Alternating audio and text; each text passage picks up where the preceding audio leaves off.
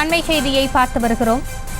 வெள்ள நிவாரண தொகைக்காக கூடுதலாக 5.5 லட்சம் பேர் விண்ணப்பித்துள்ளதாக தகவல் வெளியாகி இருக்கிறது. சென்னை உள்ளிட்ட 4 மாவட்டங்களில் ரேஷன் அட்டை இல்லாத 5.5 லட்சம் பேர் விண்ணப்பித்திருப்பதாக தகவல் வெளியாகி இருக்கிறது. அது குறித்தான அண்மை செய்தியை பார்த்து வருகிறோம். இது குறித்த கூடுதல் விவரங்களோடு இணைகிறார் நமது செய்தியாளர் ராஜேஷ். வணக்கம். விரிவான விவரங்களை வழங்கலாம். அஸ்னி வணக்கம். சமீபத்திலே வெள்ளத்தால் பாதிக்கப்பட்ட சென்னை, திருவள்ளூர், காஞ்சிபுரம் மற்றும் செங்கல்பட்டு ஆகிய மாவட்டங்களில் வெள்ளத்தால் பாதிக்கப்பட்ட பகுதி மக்களுக்கு 6000 ரூபாய் வழங்கப்படும் என தமிழக அரசு அறிவித்திருந்தது.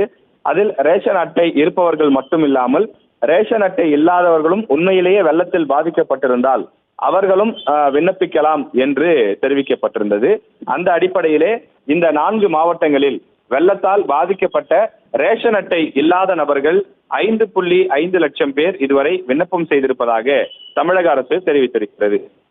வெள்ளம் பாதிக்கப்பட்ட பகுதியில் இருந்து ரேஷன் அட்டை வைத்திருந்தால் அவர்களுக்கு நேரடியாகவே ரொக்கமாக 6000 ரூபாய் கையில் வழங்கப்படும். ஒருவேளை நீங்கள் வெளியூர் மாவட்டத்தை சார்ந்தவர்கள், உதாரணத்துக்கு விழுப்புரம், அரியலூர், பெரம்பலூர் உள்ளிட்ட வெளி மாவட்டங்களில் இருந்து அங்கு ரேஷன் அட்டை வைத்துக் கொண்டு சென்னை போன்ற இடங்களில் தங்கி பணியாற்றக்கூடியவர்கள் அங்கு சென்னையிலே அவர்கள் வெள்ளத்தால் பாதிக்கப்பட்டிருக்கக்கூடும்.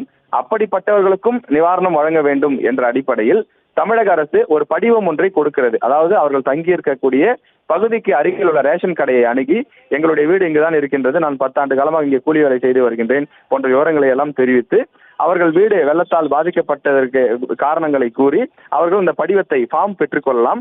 அதிலே சில விவரங்கள் கேட்கப்படும். அவர் எந்த ஊரை சார்ந்தவர், தற்போது எங்கு தங்கி இருக்கின்றார், அவருக்குரிய அந்த ஆதார் அட்டை, வங்கி விவரங்கள் போன்ற விவரங்கள் எல்லாம் கேட்கப்படும்.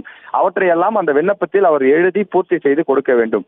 அதன் பிறகு அரசு அதிகாரி ஒருவர் நேரடியாக அவர் சொல்லக்கூடிய அந்த வீட்டிற்கு செல்வார்.